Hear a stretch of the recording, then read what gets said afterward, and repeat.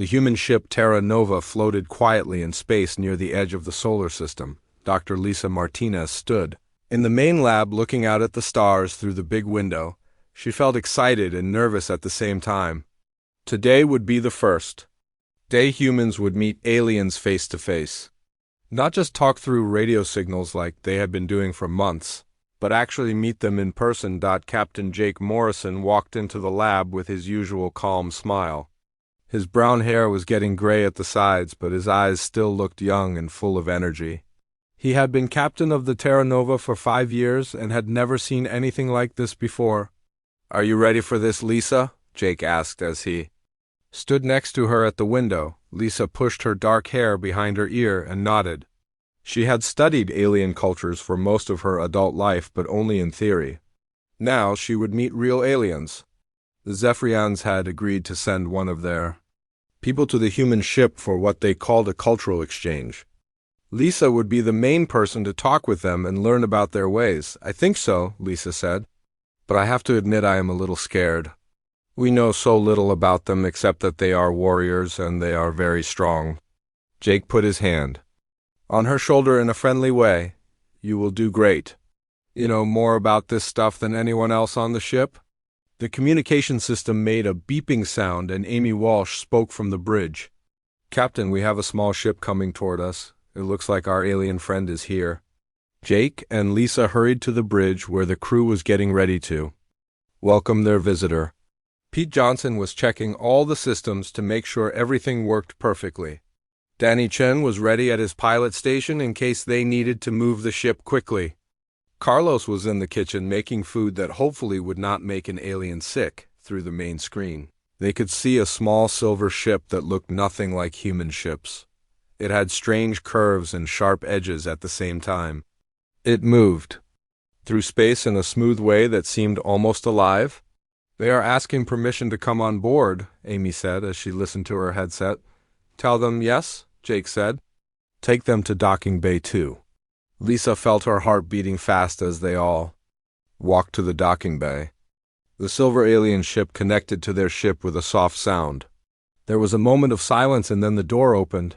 The alien who came out was not what Lisa had expected.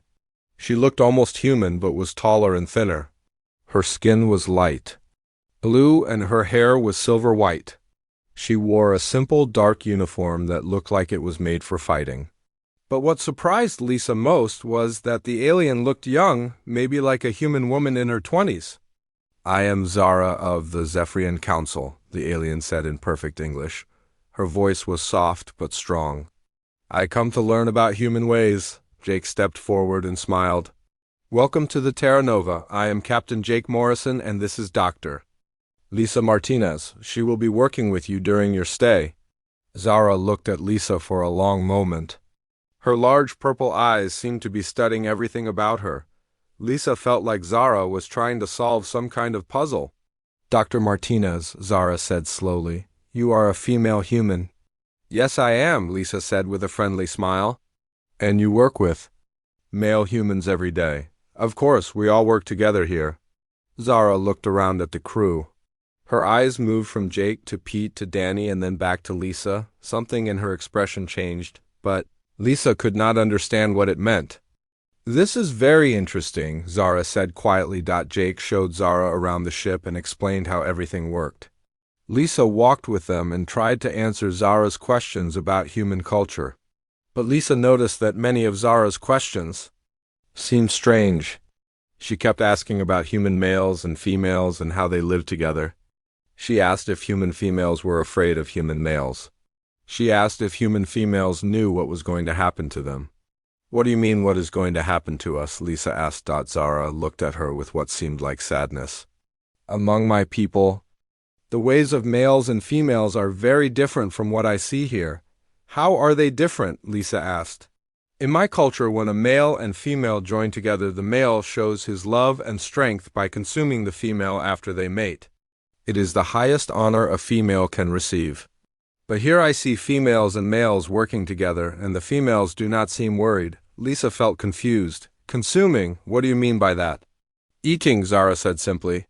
"The male eats the female to show that she will always be part of him." It is how we show the deepest love. Lisa stared at Zara and felt her stomach turn cold. She realized that Zara thought human males ate human females. No wonder the alien girl looked so worried and confused. "Oh no," Lisa said. "Human males do not eat human females. We have very different ways of showing love." But Zara did not look like she believed this. She kept watching the crew with her purple eyes full of concern. When Pete Johnson laughed at something Amy Walsh said, Zara moved closer as if she was ready to protect Amy from danger. As they continued the tour, Lisa tried to explain human relationships, but she could see that Zara was not convinced. The alien girl kept looking at the human women like they were walking toward their doom and did not even know it. When they reached Lisa's lab, Zara asked to stay there for a while to rest and think. Lisa agreed and left her alone. As Lisa walked back to find Jake, she realized this cultural exchange was going to be much more complicated than anyone had thought.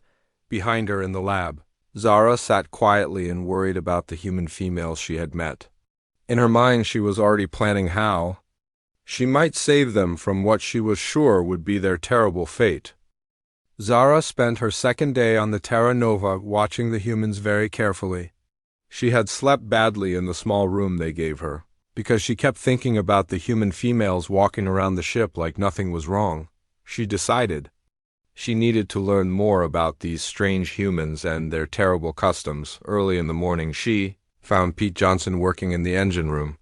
Pete was a big man with kind eyes and rough hands from years of fixing machines. He was humming a happy song while he worked on some pipes. Zara hid behind a wall and watched him. After a few minutes, Amy Walsh came into the engine room carrying 2 cups of coffee. Amy was shorter than Pete with red hair and freckles on her face. She smiled when she saw Pete and handed him one of the cups. "Thanks, Amy," Pete said. "You always know exactly what I need," Amy laughed. "That is what friends are for." Zara watched as they stood close together, drinking their coffee and talking about the work that needed to be done. Pete kept looking at Amy in a way that made Zara very worried. Among her people, that kind of look meant a male was getting ready to claim his mate. "I could not do this job without you," Pete told Amy. "You make everything better." Amy's face turned a little pink and she smiled. "You are too nice, Pete." "I mean it," Pete said. "I do not know what I would do without you." Zara felt sick to her stomach. This was exactly how Zephyrian males talked to females before the consuming ceremony. Pete was clearly planning to eat Amy, and Amy did not even know it was coming. Later that day, Zara followed Amy to the communication center. Amy worked at a big desk with many screens and buttons. She talked to other ships and planets far away. Danny Chun was there too, working at his own desk nearby. Zara heard Danny say to Amy, "You look really good today. Amy, that blue shirt makes your eyes look amazing." Amy smiled and said, "Thank you, Danny. You always say the nicest things." "Well, it is true," Danny said. "You look good enough to eat." Zara almost gasped out loud when she heard this. Danny had just told Amy that she looked good enough to eat. That was exactly what Zephyrian males said right before a consuming ceremony. But Amy just laughed like it was a normal thing to say.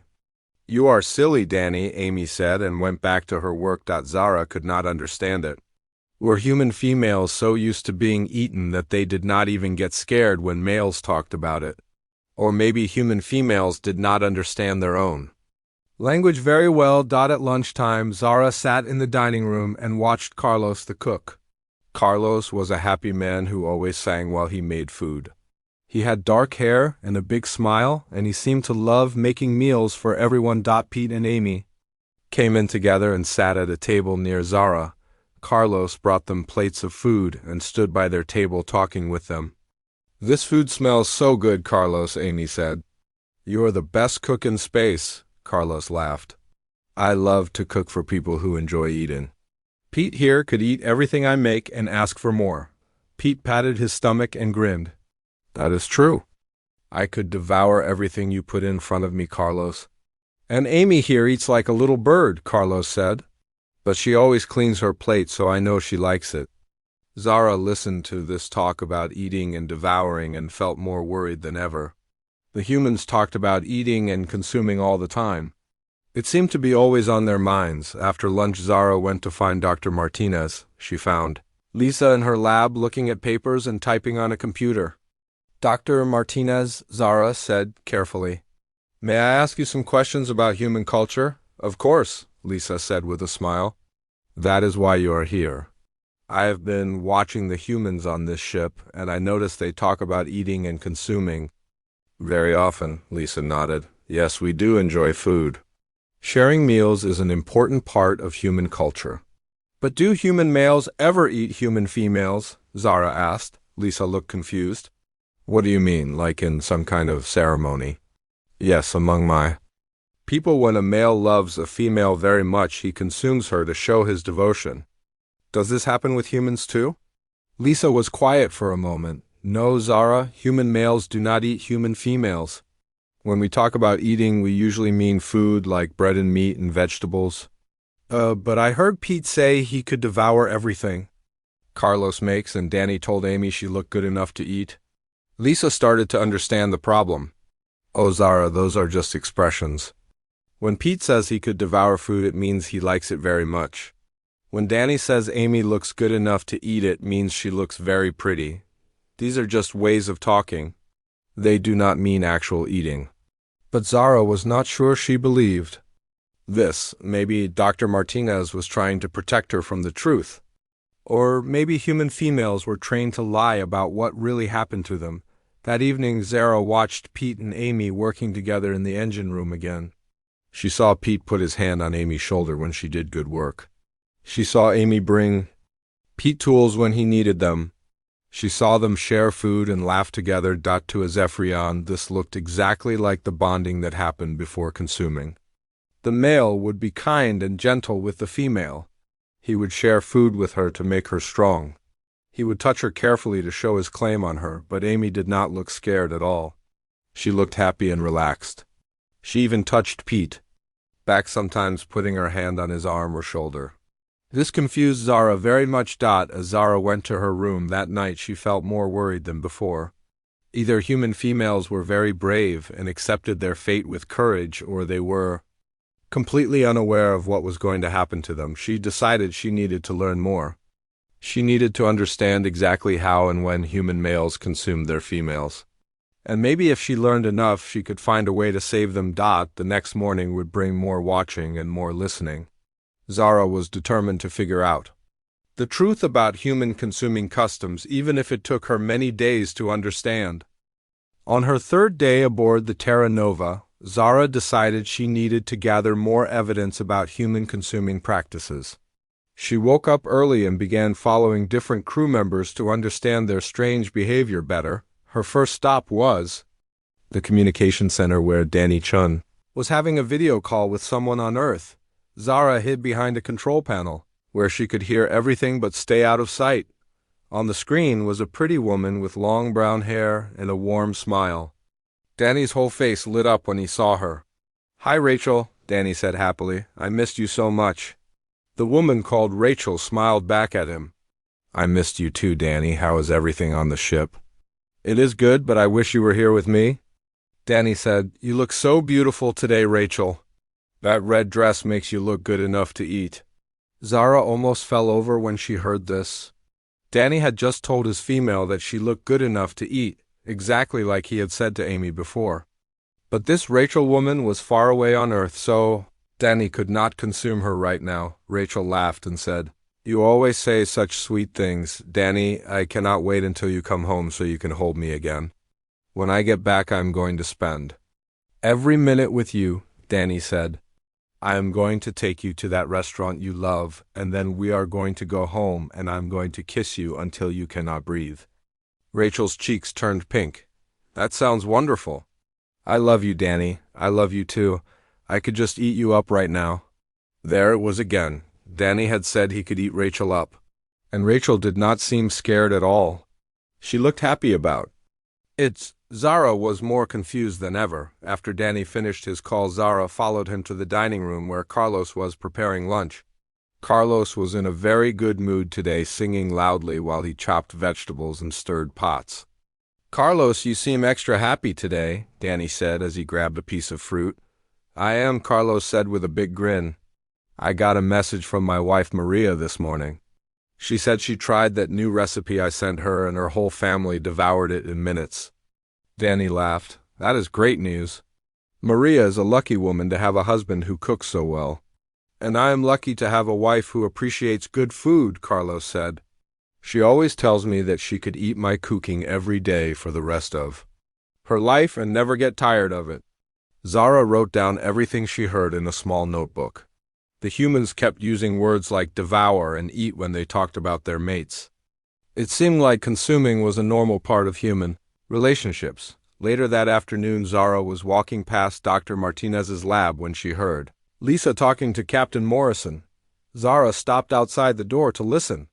Jake, I got another message from my husband today, Lisa was saying. He said he is so lonely without me that he just sits in the kitchen staring at the empty table.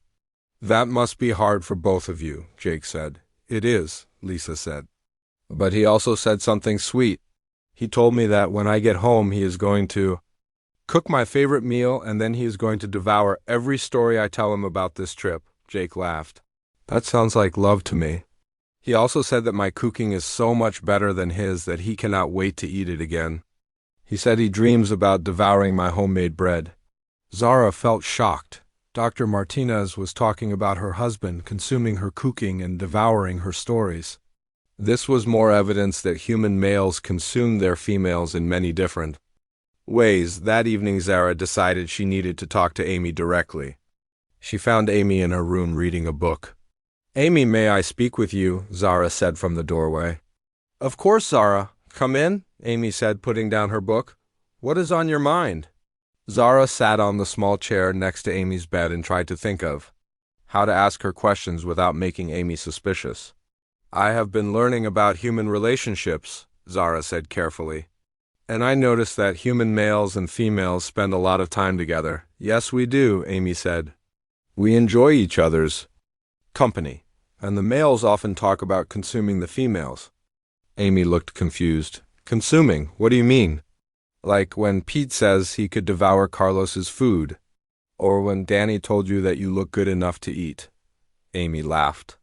Oh, those are just expressions, Zara. Pete means he really likes Carlos's food, and Danny was giving me a compliment about how I look. But among my people, when a male says a female looks good enough to eat, it means he is planning to actually eat her. Amy's eyes got wide. Your people actually eat each other. The males consume the females after mating to show ultimate love and devotion, Zara explained. It is the greatest honor a female can receive. Amy looked shocked. That is terrible. I mean, no offense to your culture, but that sounds awful. You do not think it would be an honor to be consumed by someone who loves you? No, Amy said firmly. I would never want Pete or any other man to eat me. That is not love. That is horrible. Zara studied Amy's face carefully. Amy seemed to really believe what she was saying. But maybe human females were taught to deny the truth to protect themselves from fear. But what if Pete decided he wanted to consume you? Zara asked. What would you do? I would run away as fast as I could, Amy said. And I would call security and have Pete locked up because that would be crazy behavior. This conversation made Zara more worried than ever. Either Amy was lying to protect herself or she really did not know what human males did to their females. If Amy did not know the truth, then she was in terrible danger. As Zara walked back to her room, she felt sick with worry. She had found more evidence that human males consumed their females, but the females seemed completely unaware of their fate. This was worse than she had thought. Among her people, females knew what was going to happen, and they prepared for it with pride. But these human females were walking around happy and innocent, not knowing that their males were planning to devour them. Zara realized she could not just watch this happen anymore. She had to do something to save these innocent human females from their terrible fate. But she needed to be smart about it, because the human males might try to stop her if they knew what she was planning. Zara could not sleep that night. She kept thinking about Amy and Dr. Martinez and all the other human females on the ship who did not know they were going to be consumed by the human males.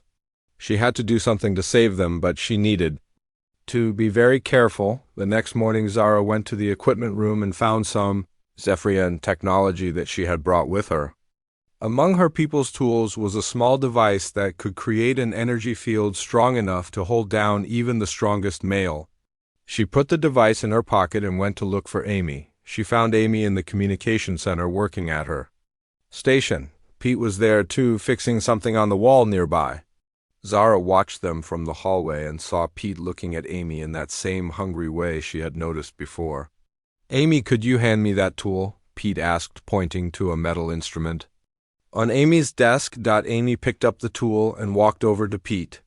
When she handed it to him, their fingers touched for a moment. Pete smiled at her and Amy smiled back.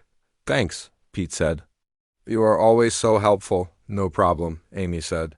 "We make a good team." Pete nodded and looked at Amy for a long moment. "We really do. I do not know what I would do without you, Amy." Zara felt her heart beating fast. This sounded exactly like the pre-consuming talk that Zephyrian males used. Pete was clearly getting ready to claim Amy very soon. "You know, Amy," Pete said as he worked with the tool, "I've been thinking that maybe when we get back to Earth we could spend more time together outside of work." Amy's face turned pink. "That sounds nice, Pete. Maybe I could cook dinner for you at my place," Pete continued. "I make a pretty good pasta dish." "I would like that," Amy said softly. Zara could not listen to any more of this. Pete was clearly planning to get Amy alone in his home where he could consume her without anyone stopping him. And poor Amy thought he just wanted to share a meal with her. Zara waited until Amy left the communication center and Pete was alone. Then she walked in and closed the door behind her. "Pete Johnson," she said in a firm voice. Pete looked up from his work and smiled. "Hi, Zara. What can I do for you?" "I know what you are planning to do to Amy Walsh," Zara said. Pete looked confused. "What do you mean?" "I have been watching you and listening to your words. You are planning to consume Amy and she does not even know it." Pete's face changed from confused to worried. "Zara, I think there might be some misunderstanding here." "There is no misunderstanding," Zara said as she pulled out her Zephyrian device. "Among my people, males consume females after mating, but at least our females know what is going to happen. You humans trick your females into thinking they are safe." "Zara, wait," Pete said, holding up his hands. "I would never hurt Amy. I care about her very much." "Exactly," Zara said. "You care about her so much that you want to consume her. But I will not let you hurt an innocent female who does not know what is coming." Zara activated her device and an energy field shot out and wrapped around Pete like invisible ropes. Pete tried to move, but he was held completely still. "Zara, what are you doing?" Pete said in a scared voice. "Let me go." "I am saving Amy from you," Zara said. "And I'm going to save all the other human females too." At that moment, Amy came back into the communication center and saw Pete trapped in the energy field with Zara standing over him holding a strange device. "What is happening here?" Amy shouted. "Amy, stay back," Zara warned. "Pete was planning to consume you, but I stopped him." Amy looked at Pete, who was struggling against the invisible bonds, and then at Zara, who looked very serious and determined. "Zara, let Pete go right now," Amy said in an angry voice. "I cannot do that, Amy. Pete is dangerous. All human males are dangerous to human females." "You are wrong," Amy said. "Pete would never hurt me." "Amy, you do not understand," Zara said. "Among my people, males show their love by consuming their females. I thought human males were different, but I have been listening and watching, and human males consume their females too." Amy looked completely confused. "What are you talking about?" "Pete told you that you looked good enough to eat. Danny said the same thing. Carlos talks about devouring food all the time. Dr. Martinez said her husband devours her cooking and her stories. This is how human males prepare to consume their females." At that moment, Captain Morrison and Dr. Martinez ran into the room after hearing Amy shout. They saw Pete trapped in the energy field and Zara holding her device. "Zara, what is going on?" "Here," Captain Morrison demanded. "I am protecting your females from your males," Zara said. "I know what human males do to human females and I cannot let it continue." Dr. Martinez looked at Pete and then at Amy and then at Zara. "Zara, I think there has been a very big misunderstanding here." "There is no misunderstanding," Zara said. "I have been studying human culture and I know about your consuming practices." "Zara, please let Pete go and we can talk about this," Dr. Martinez said in a calm voice. "I will not let him go until you promise that he will not consume Amy," Zara said. Pete spoke up from inside the energy field. "Amy, I promise I was not planning to consume you or hurt you in any way. I just wanted to ask you out to dinner." "I know that, Pete," Amy said. Her eyes were full of tears now. "Zara, please let him go. Pete is my friend and he would never hurt me." "Amy, you are confused because you do not understand what human males really do," Zara said. "But I am going to save you even if you do not want to be saved." Captain Morrison stepped forward carefully. "Zara, we need to talk about this. There has been a serious misunderstanding about human culture." "What kind of misunderstanding?" Zara asked, but she did not lower her device. Dr. Martinez spoke in her most gentle voice. "Zara, when humans say things like good enough to eat or devour food, we do not mean literal eating. These are just expressions we use to show that we like something very much." "But your males do consume your females," Zara insisted. "No, they do not," Dr. Martinez said firmly. "Human males do not eat human females. That never happens in our culture." Zara looked around at all their faces. Pete looked hurt and scared. Amy looked angry and sad at the same time. Captain Morrison looked serious but not threatening. Dr. Martinez looked like she was trying to solve a difficult puzzle. "But if human males do not consume human females, then how do they show their deepest love?" Zara asked. "We will explain everything," Dr. Martinez said. "But first please let Pete go so we can all sit down and talk about this properly." Zara looked at Pete trapped in her energy field and began to wonder if she had made a terrible mistake. Zara slowly lowered her device and the energy field around Pete disappeared. Pete rubbed his arms where the invisible bonds had held him and looked at Zara with confused eyes. "I am sorry, Pete," Zara said quietly. "I thought I was saving Amy from you." Amy immediately went to Pete and put her hand on his arm. "Are you okay?" she asked with worry in her voice. "I am fine," Pete said, "just a little confused about what just happened." Dr. Martinez gestured for everyone to sit down at the table in the communication center. "Zara, I think I understand the problem now. You thought human males consume human females the same way Zephyrian males do." "Yes," Zara said. "I have been listening to humans talk and they use the same words my people use before consuming ceremonies." Captain Morrison leaned forward in his chair. "What words do your people use?" "Words like devour and consume and good enough to eat," Zara explained. "When a Zephyrian male says these things to a female, it means he is ready to show his ultimate love by eating her." Amy made a soft sound of shock. "Your people actually eat each other." "Only the males eat the females and only after mating," Zara said. "It is the highest honor a female can receive. It means she will always be part of her mate forever." Dr. Martinez nodded slowly. "I understand now. In your culture these words have a literal meaning. But in human culture, when we say someone looks good enough to eat, we mean they look very attractive or pretty. And when we say we could devour food, it means the food tastes very good," Captain Morrison added. Pete spoke up from his chair.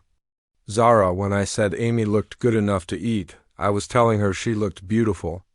I was not planning to actually eat her.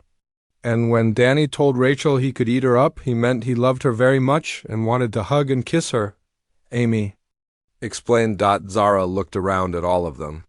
"So human males do not consume human females at all?" "Never," Dr. Martinez said firmly. "Human males protect their females and take care of them. They want to keep them safe and happy."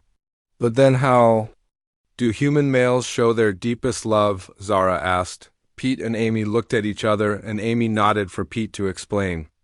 "Well," Pete said, "human males show love by spending time with their mates. We share meals together and talk about our feelings. We give gifts and say nice things. We take care of each other when we are sick. And we touch each other in gentle ways like holding hands and hugging and kissing, Amy added. Kissing, Zara asked. Dr. Martinez smiled. Kissing is when two humans press their lips together to show affection. It is a very important way humans show love. So when Pete asked to cook dinner for Amy, he really just wanted to share food with her, Zara said. Exactly, Pete said. I wanted to make something nice for Amy because I care about her. I want to spend time with her and get to know her better. Zara felt like her whole understanding of humans was changing. And when Dr. Martinez said her husband devours her stories, she meant he enjoys listening to them. That is right, Dr. Martinez said. My husband loves to hear about my work and my adventures. When I say he devours my stories, I mean he listens very carefully to every word. And when Carlos said his wife devoured his recipe, he meant she ate the food very quickly because it tasted good. Yes, Captain Morrison said. Carlos was happy because his wife enjoyed the food he taught her to make.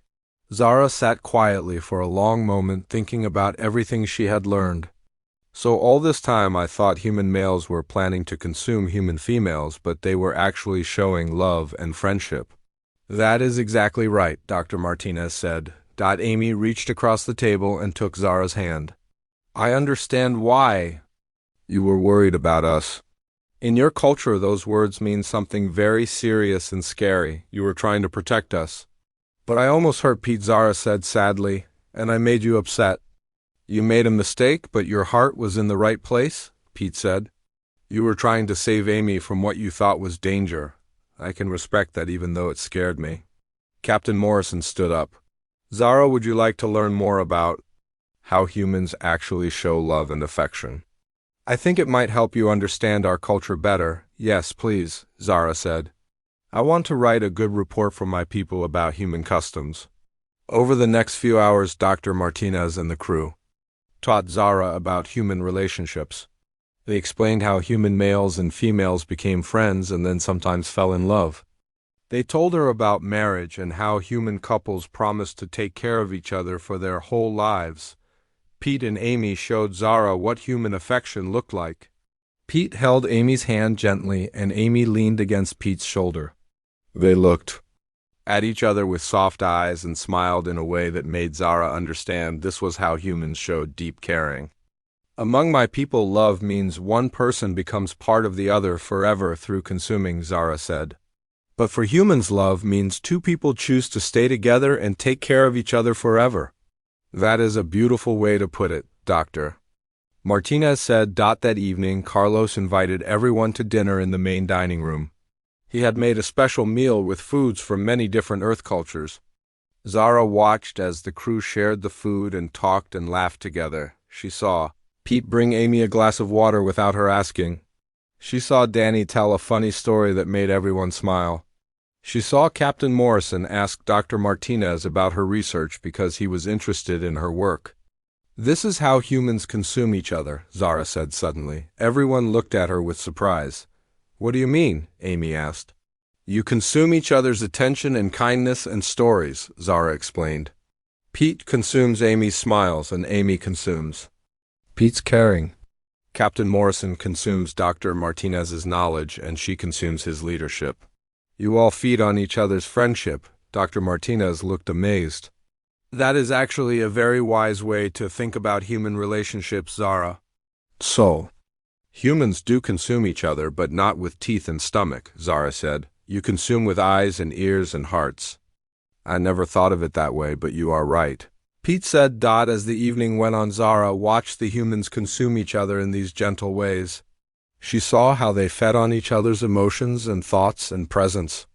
It was very different from Zephyrian consuming, but it was beautiful in its own way. When it was time for bed, Zara went to her room and began writing her report for the Zephyrian Council. She wrote about how human males consume their females through kindness and attention instead of literal eating. She wrote about how human love was based on choice and mutual caring instead of dominance and possession. She wrote that humans had found a